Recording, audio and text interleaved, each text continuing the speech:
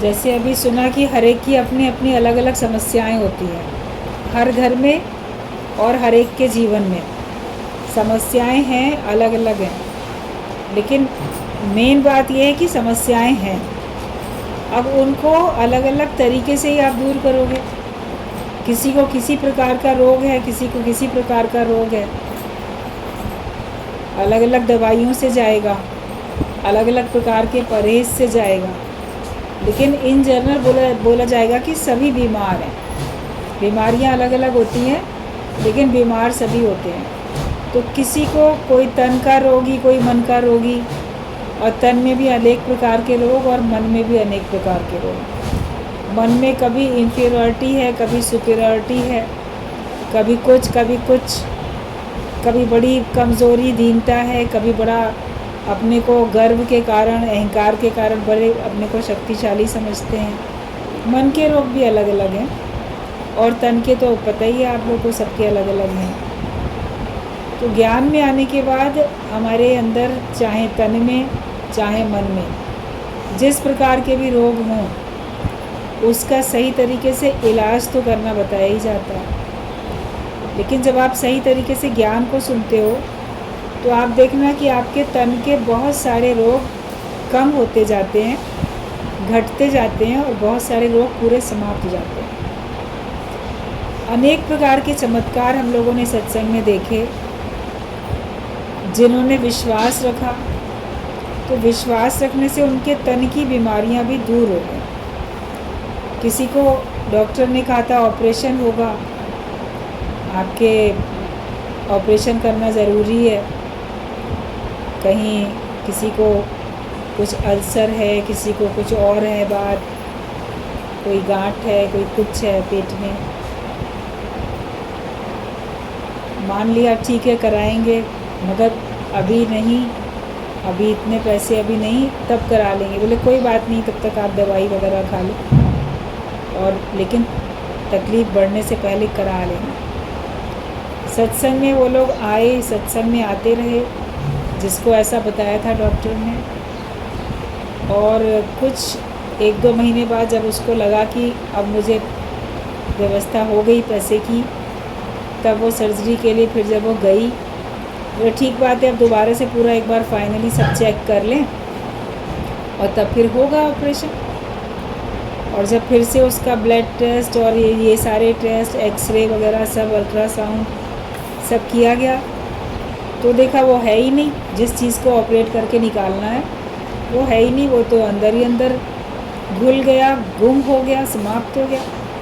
Doctor बड़ा हैरान, कहता है क्या आपने कोई और दवाई लेनी शुरू करी थी क्या इस बीच में? तो उसने कहा नहीं, और तो कोई दवाई हमने नहीं ली, जो आपने बताई थी वही खा रहे थे। वे लेकिन ऐसा कुछ क्या हुआ कि अब वो ऑपरेशन करने की तो ज़रूरत ही नहीं है, तो आपका अंदर अंदर ख़त्म हो गया, ठीक हो गया। तो उसने कहा मैंने बस ज्ञान की औषधि लेनी शुरू करी, अंदर अंदर ज्ञान को सुना, ज्ञान को समझा, वो खुश रहने लगी। प्रसन्नता एक बड़े में बड़ी औषधि होती है। जिसका मन प्रसन्न है, उसका प्रभाव उसके तन पे पड़ता ही पड़ता है। तो ये सच्ची बातें बताई जा रही हैं, कोई सुनी सुनाई नहीं बात बताई जा रही है, ऐसे ही कहानी नहीं है, लेकिन ये सच है। ऐसे किसी को घुटनों में प्रॉब्लम थी, उसके ऑपरेशन करने के लिए जब गए तो बोले ज़रूरत नहीं है अब ऑपरेशन की, बिना ऑपरेशन के भी आपका ऐसे ही काम तो बहुत ठीक है अंदर से। किसी को हार्ट की प्रॉब्लम थी, उसकी सर्जरी होनी थी, बाईपास सर्जरी, ब्लॉकेज थे, क्या क्या थे, उसका भी देखा तो हार्ट के ऑपरेशन की नहीं ज़रूरत पड़ी। ऐसे सत्संग में कई उदाहरण हम लोगों ने प्रत्यक्ष अपनी आँख से देखे कि जिसमें बीमारी थी और उसमें लंबा इलाज, सर्जरी वगैरह भी करानी थी, मगर उन लोगों ने विश्वास रखा भगवान पे और मस्त हो गए। देह पे ध्यान नहीं दिया, बीमारी पे ध्यान नहीं दिया, वो मस्त हो गए। तो देखा उनके शरीर की बीमारी भी बहुत कम हो गई किसी की, और किसी की पूरी ख़त्म हो गई। किसी की सर्जरी की नौबत ही नहीं पड़ी, दवाइयों से ही ठीक हो गए। गुरुजी बोलते थे कि कैसे सत्संग में जो कहा जाता है कि 98% तुम अपने मेंटल उससे चलते हो। तुम्हारे अंदर के जो विचार हैं वो 98% तुम्हारे शरीर के ऊपर प्रभाव डालते हैं। उसी से ही तुम्हारा शरीर चलता है, अंदर बाहर से। और बाकी आप 2% आपका जो शरीर की है बीमारी वो तो रहती है। ज्ञान में आने के बाद हम 98% ठीक हो जाते हैं। जब मानसिक तौर पे आप ठीक हो जाओगे तो 98% आपके तन की बीमारी आपके ऊपर हावी नहीं होगी और केवल 2% होगी। उसके लिए अगर सर्जरी ज़रूरत पड़ेगी तो सर्जरी होगी, उस 2% के लिए दवाई की ज़रूरत होगी तो दवाई होगी, परहेज़ होना है तो परहेज़ होगा, एक्सरसाइज होनी है तो वो होगी, कुछ ना कुछ होगा। तो हम अपने आप के अंदर में ज्ञान से शक्तिशाली बनाएं, अपने आप को शक्ति भरें अपने अंदर में। तो तन मन में शक्ति भर लो आत्म विचार से। आत्मा का विचार दोगे तो आपके तन में मन में शक्ति आ जाती है।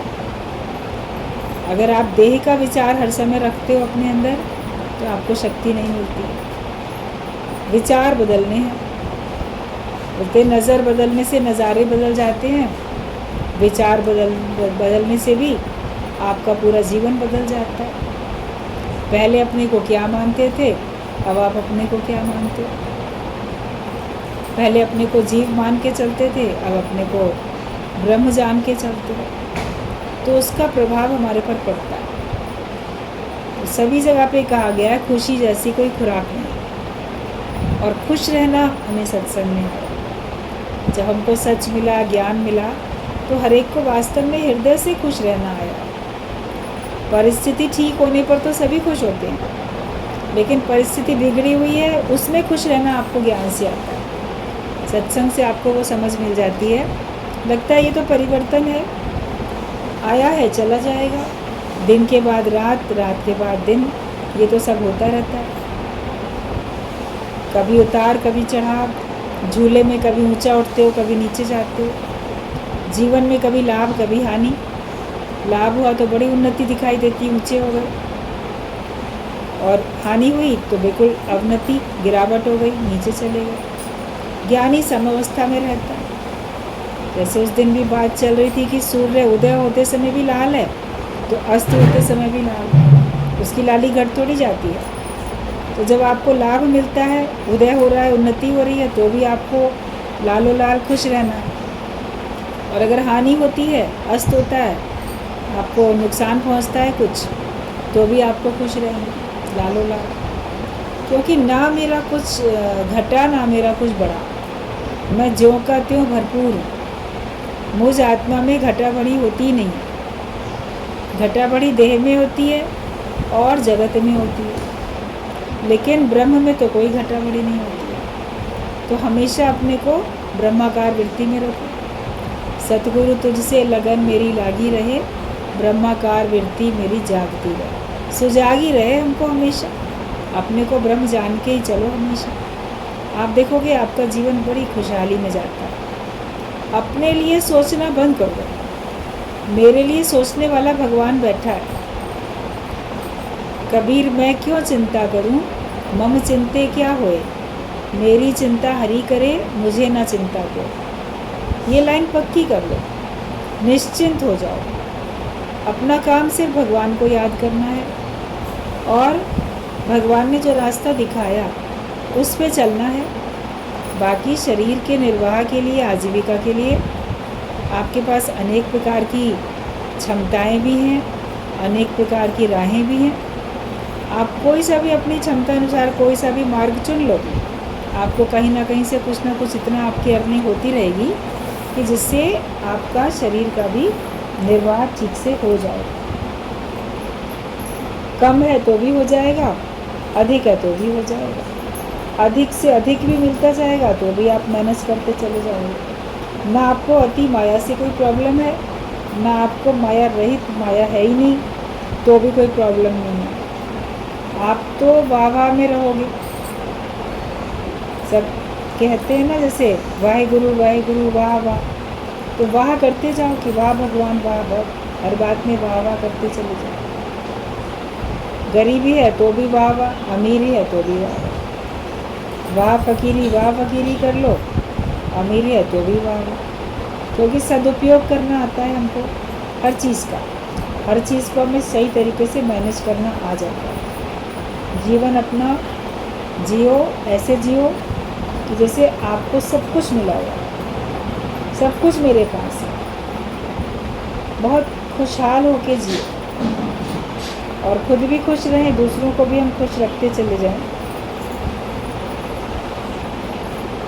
अब पॉइंट है गुरु जी की वाणी में आगे कि अज्ञान को हटाना पड़ता है।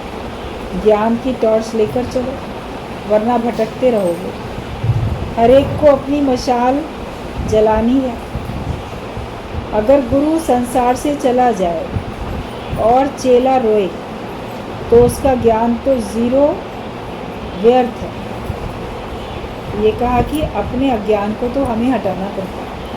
हमारे सामने अंधेरा है तो रोशनी भी तो हमें ही करनी पड़ेगी, या किसी से कहना पड़ेगा ज़रा रोशनी कर दो। मान लो आपके हाथ में टॉर्च नहीं है तो आप दूसरे से कहोगे, लेकिन दूसरे पे फिर डिपेंड हो गए। कभी कभी रात में आप जाओ सड़क पे, मान लो कि चलो रोड पे तो लाइट होती है, उसी से काम चला लेंगे। तो मान लो रोड पे भी लाइट जली हुई नहीं है, अंधेरा है, तो आपकी अपनी व्हीकल में तो लाइट होनी चाहिए ना। आपका स्कूटर है, कार है, जिससे भी आप जा रहे हो तो उसमें तो लाइट होनी चाहिए। अपनी लाइट ज़रूरी है, अपना हाथ जगन्नाथ। आप सड़क की रोशनी के ऊपर आधारित होकर तो नहीं चल सकते। या आप सोचो सड़क पे तो बहुत सारी गाड़ियाँ निकलती हैं, उनकी रोशनी में हम अपना रास्ता ले लेंगे तो कभी मिलेगा कभी नहीं मिलेगा। हर एक का अपना होना ज़रूरी है। पहले ज़माने में साइकिल में भी लाइट लगी होती थी, घंटी भी होती थी और लाइट भी होती थी। हम पुराने ज़माने में देखते थे बड़े लोगों के पास में साइकिल होती थी, तो साइकिल में घंटी भी रहती थी, लाइट भी रहती थी। रात को जा रहे हैं तो उसमें रोशनी तो हो और अपना बजा दें ताकि घंटी, तो रोशनी अपनी होनी चाहिए। जो लोग बैलगाड़ी वगैरह में भी जाते थे, पहले बैलगाड़ियाँ चलती थी, बैलों का इस्तेमाल होता था। अभी बैलगाड़ियाँ चलनी बंद हो गई, बैलों का यूज़ ख़त्म हो गया, तो वो धक्के खाते हैं सड़क पे, मार खाते हैं, मरते हैं, क्योंकि उनका कोई इस्तेमाल ही नहीं रह गया। पहले उनका बहुत तरह से इस्तेमाल होता था, खेती में भी और अपना यातायात के साधन में भी। तो बैलगाड़ी में भी लालटेन टांग के चलते थे, रोशनी वो भी करके चलते थे। तो जीवन के मार्ग में भी हम चलते हैं तो हमको रोशनी की तो ज़रूरत है।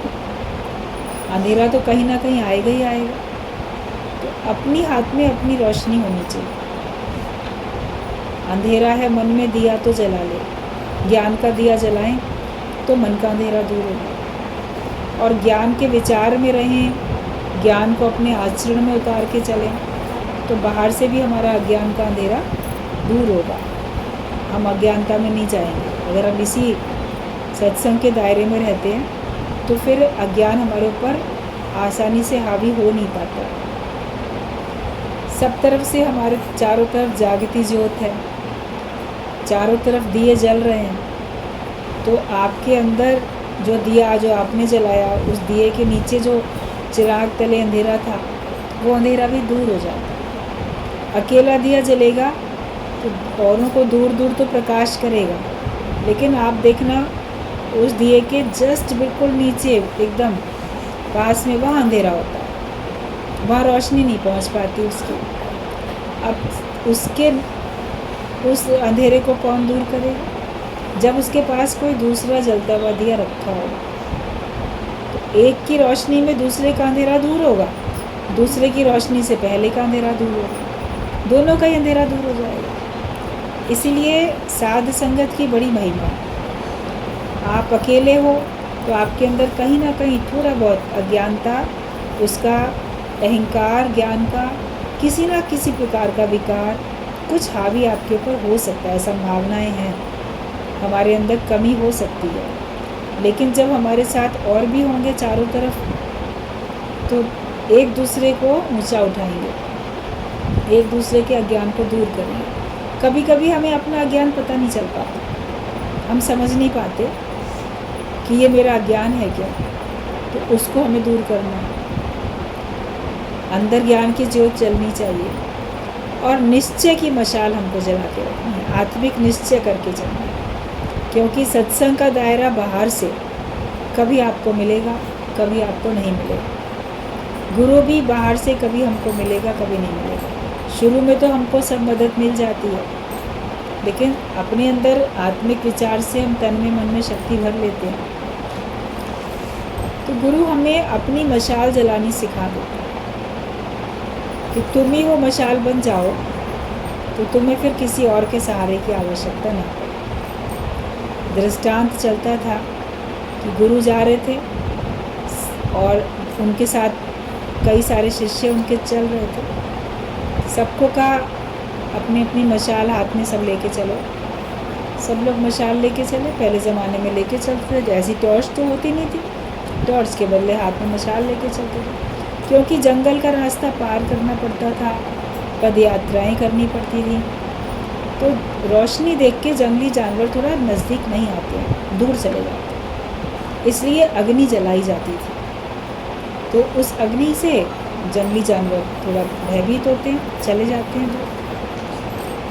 अपने को आप बचा भी सकते हो, इतना बड़ा डंडा है, उसमें अग्नि मशाल जली हुई है, तो आपके पास डंडा भी तो है वो हथियार के तौर पे, और प्लस उसमें अग्नि भी है, तो आपकी अपनी सुरक्षा भी होती थी उससे, और रोशनी से मार्ग भी ठीक से मिलता था। तो सब लोगों को कहा आप मशाल अपनी अपनी लेके चलोगे।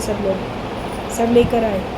गुरु ने अपनी मशाल जलाई और चलने लगे, तो उसकी रोशनी में सब चल रहे थे। आगे चल के गुरु ने कहा अब मेरी जलती हुई मशाल से तुम लोग सब अपनी अपनी मशाल जला लो।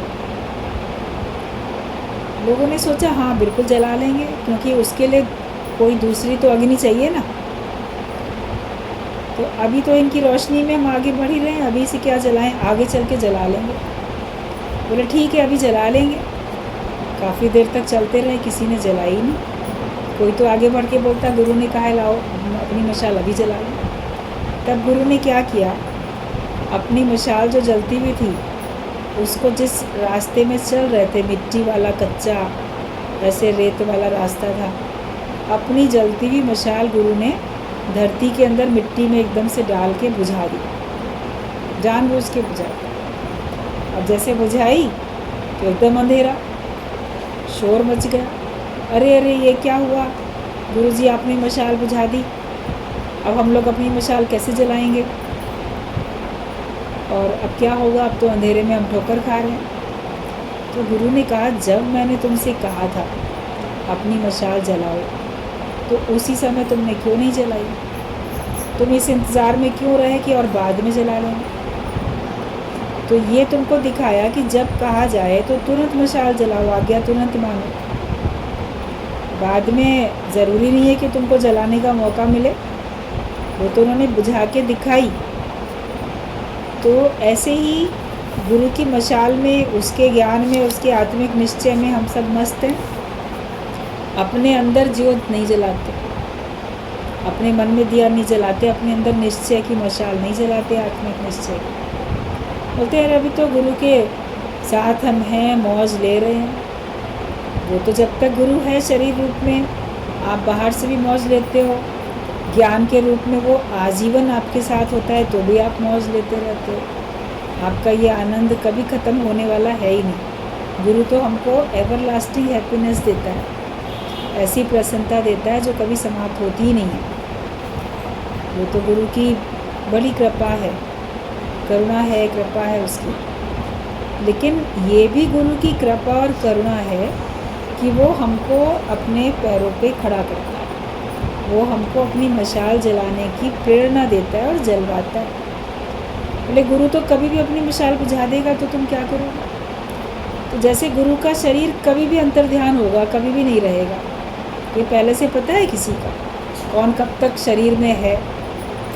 तो जैसे उस समय अगर मान लो अचानक से आपको खबर मिले कि गुरु का तो शरीर ही शांत हो गया, तो आपको रोना पड़ेगा ना कि अरे इतनी जल्दी चला गया गुरु, मैंने तो कभी सोचा ही नहीं था कि वो भी जा सकता है, कि हम तो उसको भगवान समझते थे, भगवान तो जाता नहीं है, मगर शरीर तो जाएगा ना। तो अचानक अगर कभी गुरु की मशाल तो बुझेगी ही बुझेगी, तुम्हारी भी बुझ सकती है, तुम्हारे भी प्राण जा सकते हैं, गुरु के भी जा सकते हैं, और जाते ही जो जन्मा है उसका तो मरण निश्चित है। शरीर ने जन्म लिया, शरीर का मरण तो निश्चित है। तो गुरु की अगर मशाल बुझेगी मतलब वो अंतर्ध्यान होगा, उसके प्राण चले जाएंगे।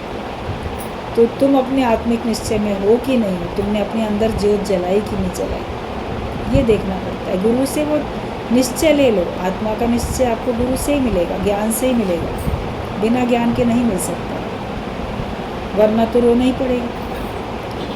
तो वही सिंधी की कोटेशन गुरुजी अक्सर बोलते थे, जिसका हिंदी मीनिंग रहता था कि अगर गुरु का शरीर शांत हुआ और चेले ने रोया तो समझो उसका ज्ञान ज़ीरो है, व्यर्थ है,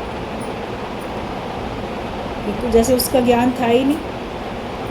मतलब एक रोना होता है उस अभाव में रोना कि अरे अब मेरा क्या होगा, मैं तो पूर्ण हुआ ही नहीं, मैंने तो ज्ञान पक्का किया ही नहीं, अब मेरे को कौन ज्ञान पक्का कराएगा, अब मैं किस से ऐसा ज्ञान लेके आत्मिक निश्चय करूँगा, मैं तो अभी देह में ही पड़ा हूँ। ये अपने ऊपर रोना होता है। और एक किसी के लिए प्रेम में आंसू आते हैं, वो अलग बात होती है। तो कुछ प्रेम में ऐसा दिल डूबा, कुछ प्रेम में अखियाँ भर आई, कुछ प्रेम में ऐसा दिल डूबा। उस प्रेम में भी आंखों से आंसू थोड़े बरसते हैं, तो आंसू तो अलग अलग होते हैं ना, जो आपके अंदर के भाव होते हैं वैसे ही आंसू होते हैं। कभी खुशी में भी आपके बड़े आंसू छलक जाते हैं, अति प्रसन्नता होती है, उस प्रसन्नता के भाव में आंसू छलक जाते हैं। कभी देखा करो कोई मैच जीत लेते हैं तो जब उनको मेडल मिलता है कैसी उनकी आंखें छलछला जाती हैं।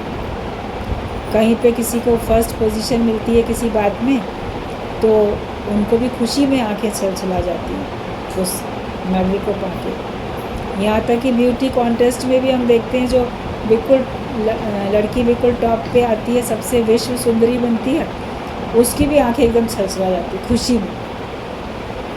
कुछ भी अचीवमेंट होता है आपको मिलता है तो अति प्रसन्नता में भी आपकी आंखों से आंसू आते हैं, और कभी अति दुख में भी आंसू आते हैं। जब आपका अंदर तक हर्ट हो जाता है किसी बात से, किसी परिस्थिति से, आपका अंदर तक जैसे कि दिल दुख जाता है, आप बहुत कंट्रोल करते हो, दुख सुख में समान रहते हो, बड़ी से बड़ी परिस्थिति को भी आप पार कर लेते हो, तब आपकी आँख में आंसू नहीं आते। किसी की मृत्यु का दुख सहन कर लोगे, किसी की कोई और बात सहन करोगे, लेकिन कभी किसी का कोई शब्द, किसी का कोई व्यवहार जिसके प्रति आपने कभी सोचा ना हो कि ये मेरे संग इतना व्यवहार कर सकता है, या ये मेरे से ऐसा बोल सकता है, या किसी भी और कारण से कभी आप देखो आपका बिल्कुल अंदर वाला दिल बहुत तेज़ी से दुख जाता है, तो भी ना चाहते हुए भी आप कितना कंट्रोल करो, आपकी आँख में आंसू आ जाते हैं।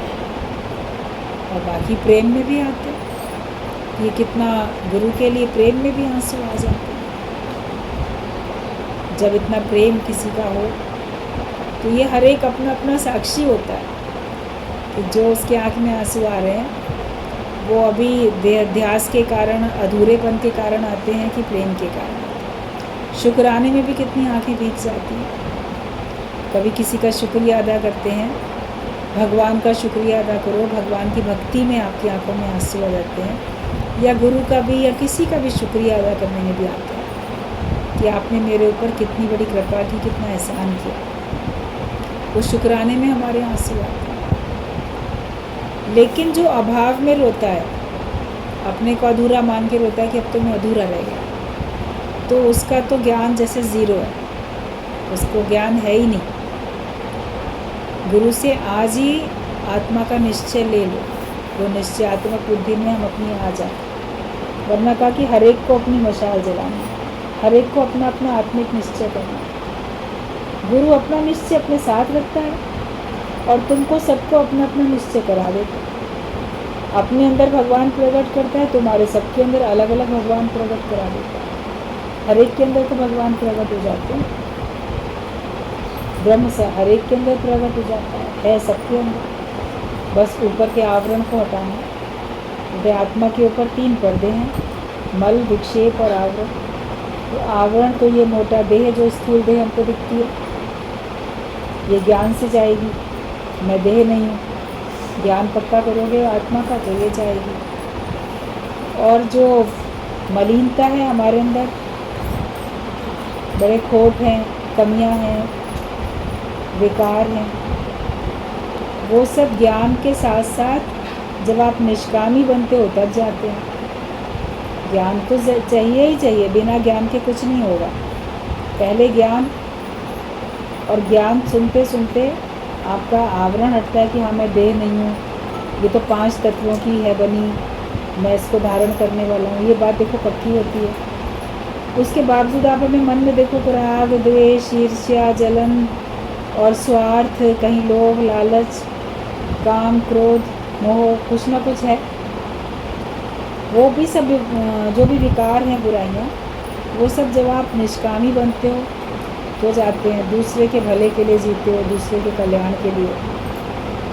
गुरु का संदेश हर एक को सुनाओ अपने मुख से, तो दूसरे को सुनाने में आपका मन भी तो सुनता है, और एक पहरेदार चारों तरफ इकट्ठे हो जाते हैं कि हमने इनसे कहा ये काम नहीं करना चाहिए, हम अगर ऐसा करेंगे तो ये लोग क्या कहेंगे, और अगर मेरे ही आचरण में नहीं होगा तो इनके जीवन में तो उतरेगा ही नहीं, तो हमको तो अपने जीवन में बात लगानी ही लगानी है। तो और तेज़ी से आप अपने ऊपर कृपा करके पुरुषार्थ करते हो तो हमारे मन के विकार भी तभी दूर होते हैं। निष्काम भाव से कर्म करने में।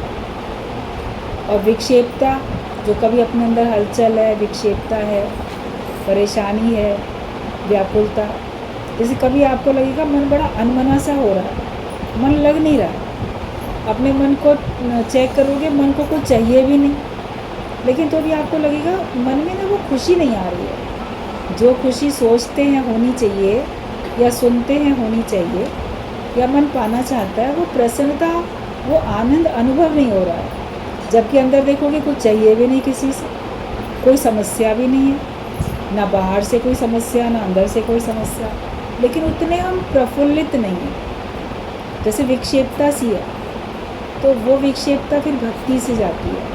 भक्ति से मतलब प्रेम से जाता है। जब हमारा मन प्रेम में डूब जाता है, हमारा मन भक्ति में डूब जाता है, तो आप देखो आपका मन एकदम शांत, उसकी सारी विक्षेपता खत्म, उसमें आनंद आ जाता है, आपको बड़ी प्रसन्नता का अनुभव होता रहता है। तो ज्ञान और कर्म और भक्ति, ये तीनों चीज़ें आपके जीवन में जब सही सही होती हैं, और हर कर्म करने से पहले ज्ञान ज्योति की ज़रूरत होती है।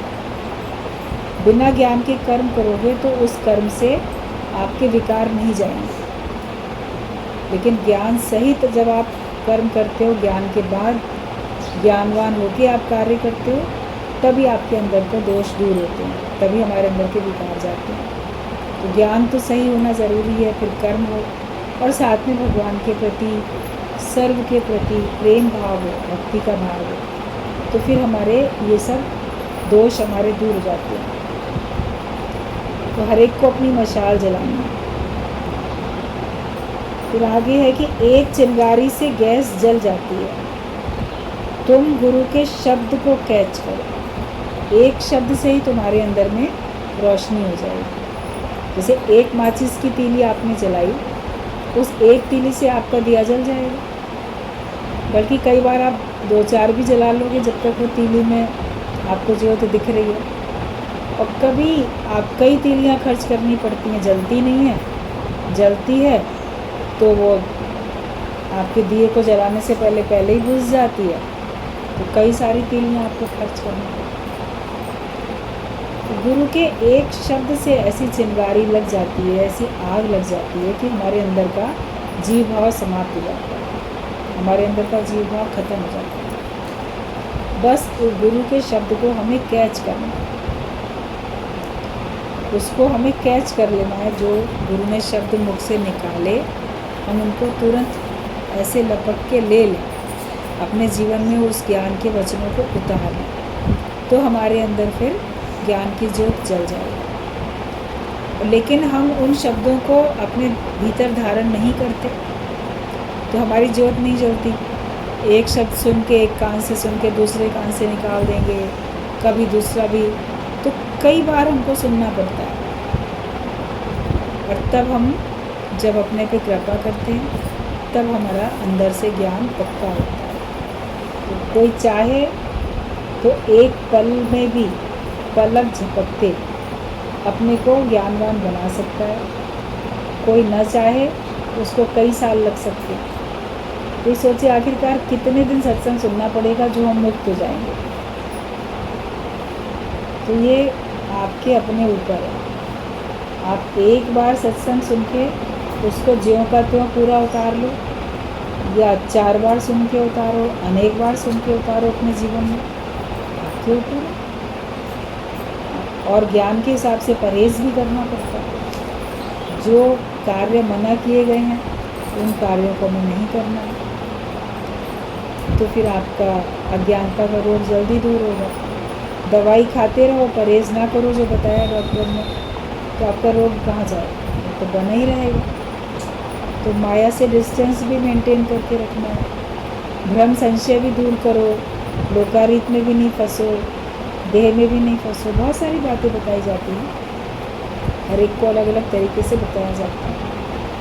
लेकिन अपने अंदर ये देखो कि मेरे अंदर लेश मात्र भी अज्ञान अभी बचा कि रह गया कि है तो उसको दूर करो, नहीं बचा तो खुशी करो, जश्न मनाओ। देह अभ्यास पूरा का पूरा जाना चाहिए। थोड़ा भी रहेगा तो वो आगे बढ़ के पूरा हो जाएगा, अज्ञानता हमारी पूरी समाप्त हो जाएगी। तो एक चिंगारी से गैस जल जाती है। तुम भी गुरु के एक शब्द को कैच करो तो तुम्हारे अंदर ज्योत जल जाएगी। गुरु कुम्हार, शिष्य कुंभ, गड़गड़ काढ़े खोज, अंतर हाथ सहार दे, बाहर मारे चोट। तो गुरु जो है वो कुम्हार की तरीके से होता है और शिष्य है कुंभ की, घड़े की तरीके से। तो वो हमको गढ़ता रहता है और हमारे अंदर के खोट निकालता रहता है। हम गुरु के संपर्क में रहें तो हमारे अंदर की खोट निकलती जाएगी। हम नहीं रहेंगे संपर्क में तो हम सही बनेंगे ही नहीं, हमारे अंदर की खोट निकलने वाली नहीं। और गुरु को पता है किसके अंदर कौन सा विकार है, कौन सा अज्ञान है, कौन सा विचार है जो उसको आनंद में नहीं रखता, कौन सा विचार है जो उसको मुक्त नहीं होने दे रहा। जब हम सच्चे बनते हैं, गुरु से अपनी हर बात करते हैं, तो फिर हमको हर बात पता भी चलती रहती है। बाहर से भले वो हमको दिखाई देगा बड़ा हमारे संग ना सख्ती का व्यवहार कर रहा है, शायद मेरे ऊपर निगाह नहीं है, शायद मेरे से इसका प्रेम नहीं है, फलाने से बहुत प्रेम है और मेरे से नहीं है। तो ये हर एक की बहुत बड़ी भूल है, बहुत बड़ी गलतफहमी है। जो भी आ जाते हैं गुरु के दर पे, गुरु की सबके ऊपर नज़र होती है और सबको मुक्त करने की उसके अंदर में चाह होती है। वो हर एक को मुक्त करने के लिए पुरुषार्थ करता है। गुरु की भी तो बहुत मेहनत है, वो भी तो कितना पुरुषार्थ करता है। घड़ा बनता है तो कुम्हार की मेहनत होती है, वो बनता है, फिर वो हालांकि घड़ा पकता भी है, सहता भी है, लेकिन वो रहता तो उसी के निगाह में है।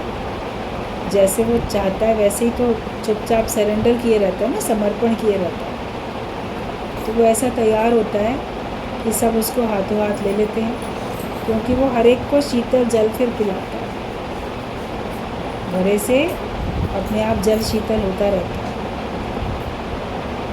उसमें ठंडा पानी डालना थोड़ी पड़ता है। आप सादा पानी भर देते हो, अपने आप ठंडा हो जाता है, और उसके लिए किसी के आधार की भी ज़रूरत नहीं है। अभी फ्रिज में रखोगे पानी तो आपको लाइट चाहिए, लाइट नहीं आ रही है तो आपका फ्रिज काम ही नहीं करेगा, तो उसमें पानी ठंडा ही नहीं होगा। उसको तो आधार चाहिए लाइट का, या कोई और कूल जग वगैरह आपके होते हैं तो उसमें ऑलरेडी ठंडा पानी ही रखना पड़ता है, तो वो उसको कुछ घंटों तक ठंडा बनाए रखता है।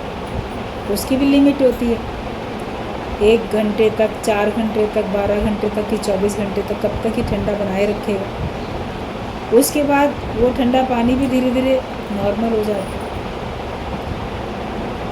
वो भी अपने किसी एक लिमिट में है वो बर्तन भी। लेकिन घड़ा देखो वो अपने आप में कैसा है, उसके अंदर का रखा पानी तो ठंडा ही रहेगा, कहीं भी ले जाओ। पहले ज़माने में लोग ट्रेन में जाते थे, अपने साथ घड़े सुराही ये सब गर्मियों में लेके जाते थे पानी भर के। रास्ते में स्टेशन पे उतर के सादा पानी भर लिया, रख लो। बाद में तो स्टेशन भी थोड़े मॉडर्नाइज हो गए, वहाँ पे मशीनें लग गई ठंडे पानी की, तो आप लोग को ठंडा पानी मिल जाता है। लेकिन वो पानी भी काफ़ी लंबी दूरी पे फिर गर्म हो जाएगा, तो घड़े में तो गर्म नहीं होता, उसमें परमानेंट ठंडा रहता है। गुरु हमको ऐसा बना देता है कुंभ की घड़े की तरीके से, जो कि हमारे अंदर शीतलता परमानेंट रहती है, और अपने को इतना ठंडा बनाओ कि गर्म भी आपके अंदर में जाए तो वो ठंडा हो जाए। जैसे आप कैसा भी पानी डाल दोगे तो वो ठंडा हो ही जाएगा धीरे धीरे। तो इतना अपने को शीतल ठंडा बना लो। जैसे कोई पानी का तालाब होता है, उसमें अगर कोई जलता हुआ अंगारा फेंकेगा तो वो अंगारा भी ठंडा हो जाएगा, बुझ जाएगा, पानी का नुकसान थोड़ी होगा।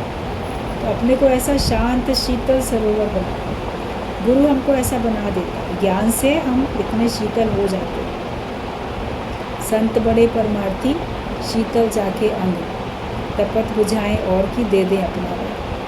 तो अपना रंग संत हमको दे देते हैं, और संत हमको आप समान बना देते हैं। जो खुद जैसा है वो दूसरे को वैसा बना पाता है। सच्चे ब्रह्म ज्ञानी के संपर्क में आने से आप भी सच्चे ब्रह्म ज्ञानी हो जाते हैं। और उसके लिए अपने को प्रसन्न रखने के लिए हमें किसी के आधार की ज़रूरत नहीं है। अपने को माइंड को ठंडा रखने के लिए हमको किसी बाहर की अनुकूल परिस्थिति की ज़रूरत नहीं है। हम अपने ज्ञान से ही शांत शीतल हैं। हमारा स्वभाव ही ऐसा कि हम ज्ञान के हिसाब से ही चलते हैं। और ये सब मेहनत गुरु की है, मगर अपना इतना है कि हम उसकी मेहनत में विघ्न न डालें। जो वो चाहता है वैसा करें। छिटक के दूर ना चले जाओ। तुम छिटक के दूर चले जाओगे तो कैसे काम चले। एक कारीगर ने पत्थर उठाया मूर्ति बनाने के लिए, छेनी हथौड़ी लगाई तो वो छिटक के दूर चला गया पत्थर। उसने उसको छोड़ दिया, दूसरा पत्थर उठा लिया, अब उस पर वो मूर्ति बनाने लगा। आधी मूर्ति बन पाई थी, पूरी नहीं बनी है अभी, तो वो पत्थर भी छिटक के दूर चला गया, क्योंकि पहले वाले पत्थर को तो ज़रा भी सहन नहीं हुआ। छेनी हथौड़े का मार, दर्द, बोलता अरे कहाँ इसके हाथों में पड़ गया, ये तो बड़े मार पड़ रही है, बड़ी कांट छाँट हो रही है, तो वो दूर चला गया उसके हाथों से। दूसरा सहता रहा, मगर आधे तक सह के उसकी भी सहन शक्ति जवाब दे गई, वो भी चला गया। तो उसने कोई तीसरा पत्थर उठा के उस पर मेहनत करनी शुरू की। उसने पूरा सहा, वो पूरी बढ़िया सुंदर भगवान की अच्छी मूर्ति तैयार हो गई। और जब उस मूर्ति को मंदिर में रखा गया, प्राण प्रतिष्ठा हुई, तो जो बनाने वाला मूर्तिकार था उसने भी उसके आगे हाथ जोड़े, सर झुकाया। तो वो मूर्ति कहती है उस बनाने वाले मूर्तिकार को, अरे तुम क्यों मेरे आगे झुकते हो, तुम्ही ने तो मुझे बनाया है, आज मैं तुम्हारे द्वारा बनाया गया हूँ, तभी तो मैं पूजनीय बना, आप तो ना झुको मेरे को। उसने कहा नहीं, तुम्हारे आगे मैं इसलिए झुकता हूँ क्योंकि तुमने इतना सहा। अगर तुम ना सहते तो मैं तुम्हें कहाँ बना सकता था। तुमने, मैंने बनाना चाहा, तुमने बनाने में सहयोग किया, मेरे कार्य में मुझे सहयोग दिया, इसलिए तुम महान हो। तो जो सहता है वो महान है। तो जब हम पूरे बन जाते हैं, पूर्ण, तो भगवान भी हमारे आगे, गुरु भी हमारे आगे मनी मन नतमस्तक होता है कि धन्य है ये सुनने वाले जो अपने को इतना माया रहित कर पाए और अपने को पूर्ण बना पाए। इन्होंने अपना इतना पुरुषार्थ किया, सारे जो भी थे विघ्न बाधाएं उनको सहा, उनसे मुकाबला किया और उनसे जीता, उनसे ऊपर उठे। तो हमारी मेहनत देख के गुरु भी हमारे आगे झुकता है, नतमस्तक होता है। ये कितनी बड़ी बात होती है। गुरु हमको इतना तैयार करे, लेकिन हमें भी तो उसको थोड़ा सहयोग करना है। ये अपनी कृपा है कि हम अपने ऊपर कृपा करें कि गुरु को कृपा करने दें, गुरु के हिसाब से, ज्ञान के हिसाब से अपना जीवन हम अपने को उनको बनाने दें। आज्ञामान सदा सुख पाए। जब हम आज्ञा में चलेंगे तो हमको सदा सुख मिलता ही रहेगा। तो पूर्णता को प्राप्त हो जाओ, अधूरेपन में नहीं रहो। अधूरेपन में कोई भी चीज़ अच्छी नहीं है, पूरे होने में ही हमारे लिए सुख है। और खुद भी सुख ले सकते हैं किसी पूरी चीज़ का, अधूरे का कहाँ ले पाओगे। अधूरे बने मकान में रह नहीं पाओगे, अधूरे सिले कपड़े को पहन नहीं पाओगे, अधूरे बने खाने को खा नहीं पाओगे। तो अधूरा जीवन तो किसी भी काम का नहीं है। ना माया के रहोगे, ना भगवान के रहोगे अधूरे। तो दुविधा में दोनों गए, माया मिली न राम।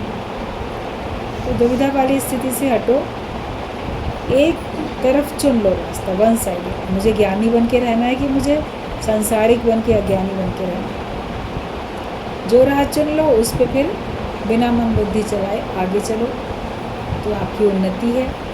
भगवान के रास्ते पे चलने में सच्ची उन्नति है और सदा का आनंद है, जिसके लिए हमें किसी की तरफ डिपेंड होकर निगाह डालने की ज़रूरत नहीं है कि उससे मुझे खुशी मिलेगी। आपकी खुशी आपके अंदर ही है, उसको प्रकट करते जाओ।